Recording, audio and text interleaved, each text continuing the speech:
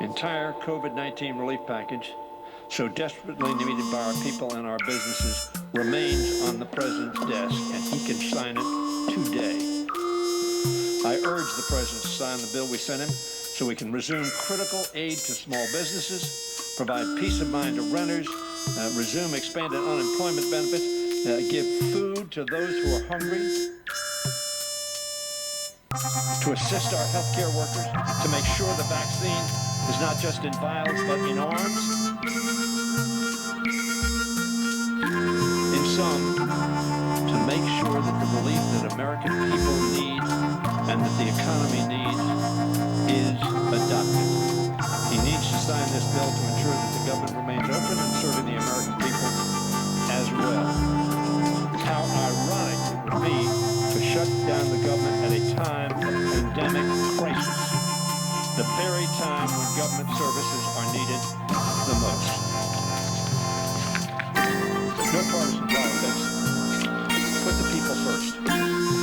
This bill is for the people, for the country.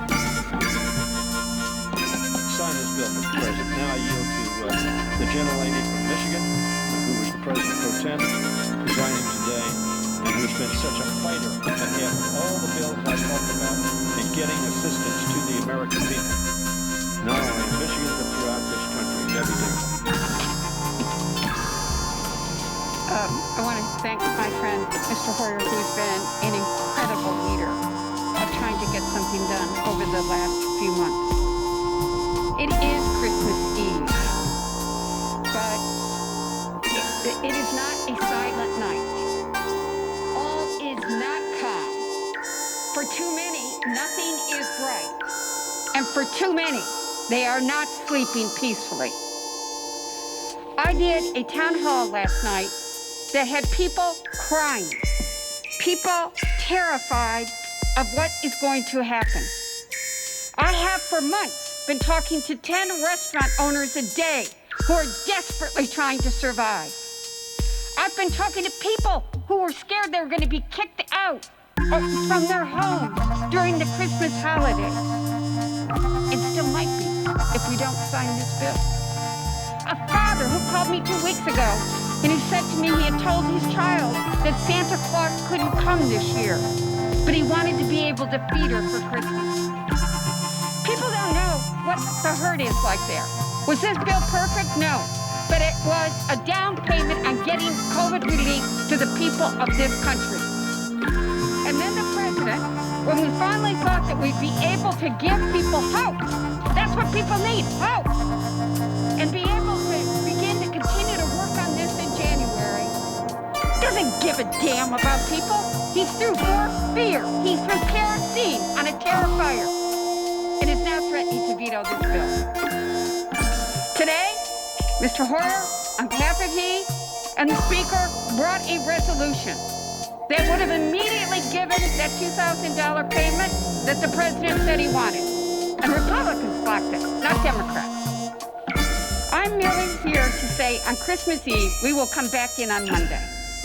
I beg the President to know how many people in this country are scared, fearful, terror, hungry, and that we must get a bill done so that we are helping Americans. Compassion, empathy, those kindness are the words we should remember this holiday season. Thank you.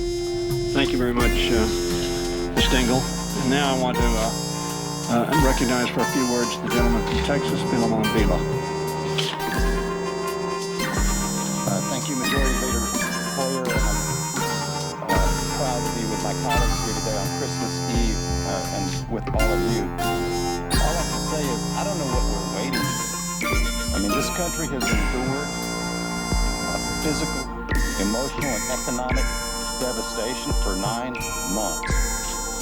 And here on the eve of Christmas, we finally have a point that we can agree with the President on. That is $2,000 stimulus payments for the people of this country. By all measures, it appears that from a health standpoint, for the next 3 months, we are going to be going through America's darkest days. More people getting sick. more and more people dying. And if we're fortunate enough to get past that, given the fact that the vaccination programs just began, we can at least be hopeful that by the summer, we can begin to recover from an economic standpoint. And $600 for most of the people receiving it won't last through January. And so there is no reason to wait.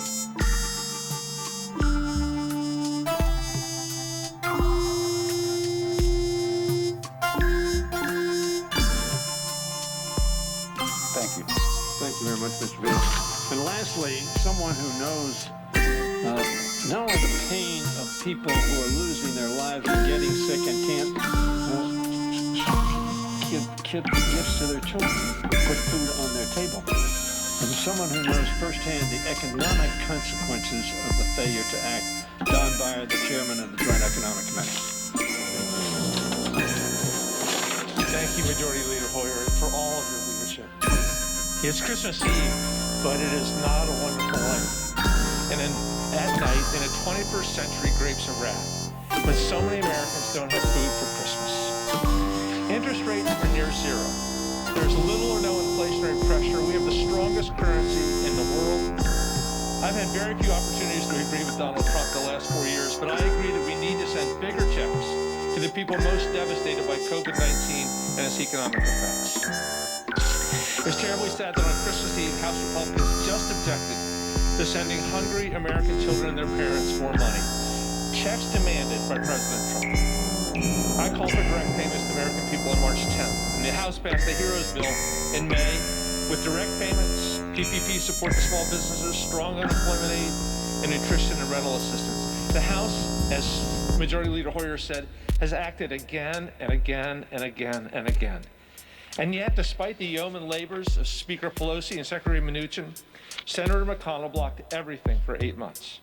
And then the president, when we finally thought that we'd be able to give people hope, that's what people need, hope, and be able to begin to continue to work on this in January, doesn't give a damn about people. He threw more fear. He threw kerosene on a terrifier.